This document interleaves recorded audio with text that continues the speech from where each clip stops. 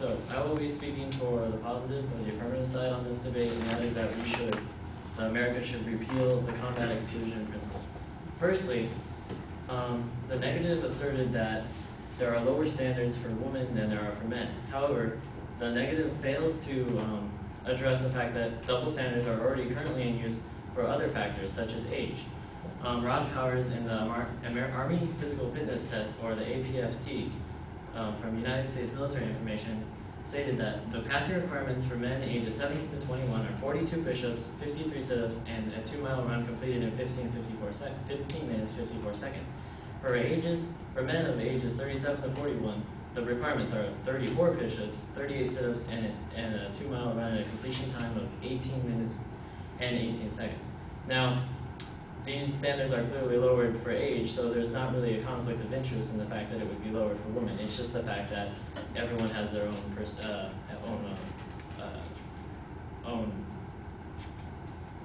everyone has their own threshold.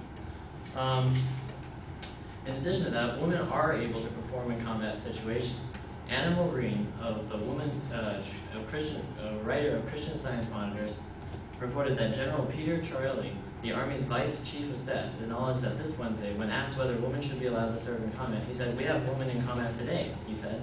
What's more, there are some indications that women may be more resilient than men.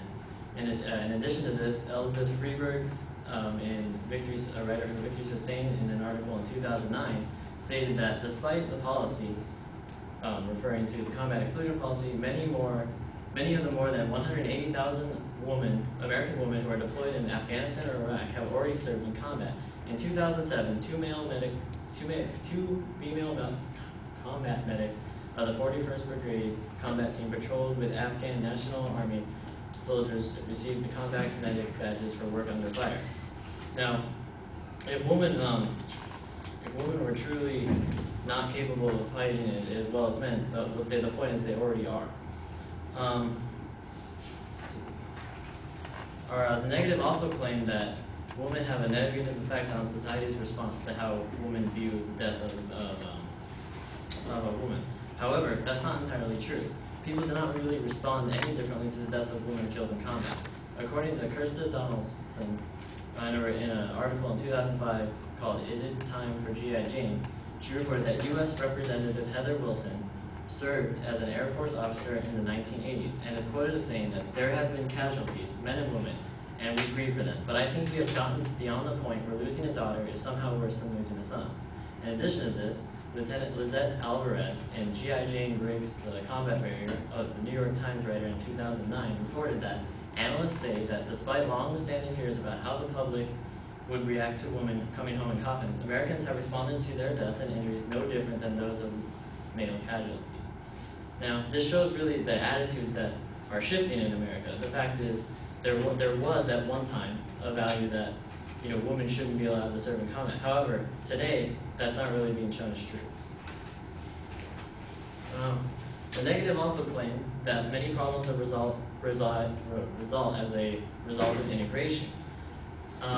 However, there has not been a significant impact on unit cohesion as the negative would have you believe. A study that's done by the RAND Corporation in 1997 by Laura Miller and Margaret Harrell found that we surveyed and conducted interviews and focus groups from individuals from 5 Army units, and they found that a major finding of the study is that the gender integration is perceived to have a relatively small effect on unit readiness, cohesion, and morale. In addition to this, integration training is favored. The same study found that while 25% of women and 39% of men prefer segregated basic training, a majority of both sexes prefer integrated training. So even though there will be sexual harassment claims, and that's true in today's world, just in our society, that's not going to be as big an issue as the negative have claimed. All right. Now, one of the most important issues that the negative has brought up is that defense is much more important than equality. And they would have you believe that by putting the women in combat, that would lower our defense.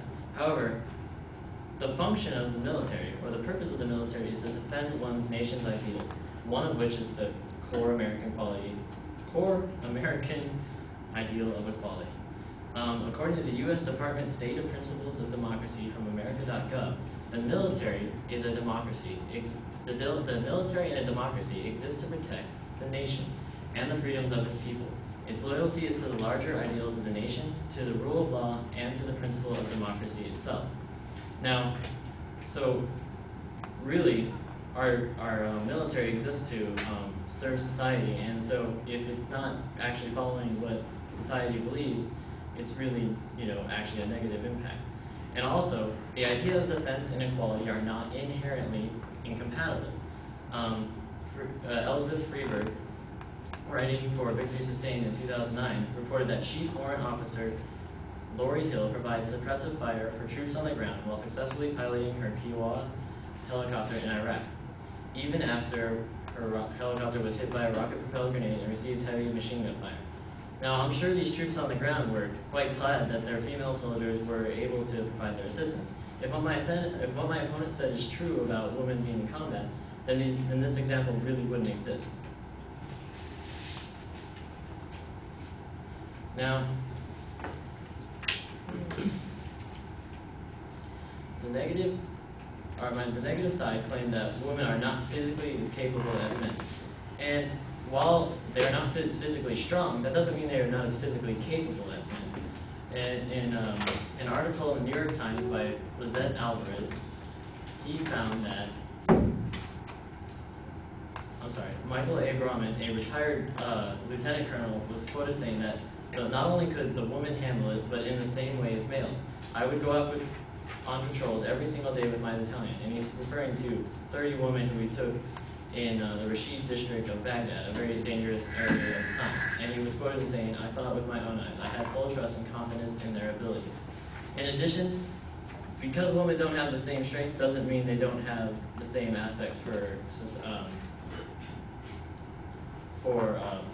combat. Other attributes are also important rather than just physical combat. Judith Bragner DeQ, writing in an article called "The Combat Exclusion and the Role of the Woman in the Military" in 1995, stated that it seems that efficiency should dictate gender-neutral determinations of whether or not an individual, male or female, has the competence, skill, and strength to serve in any given position. Note also that with the growing complexity of modern weapon systems, technical ability and education are becoming far more important than physical strength in determining eligibility and qualifications for military positions. This issue really addresses the illogical part of the combat exclusion principle. It's not fair and it's not equal. Thank you for your time.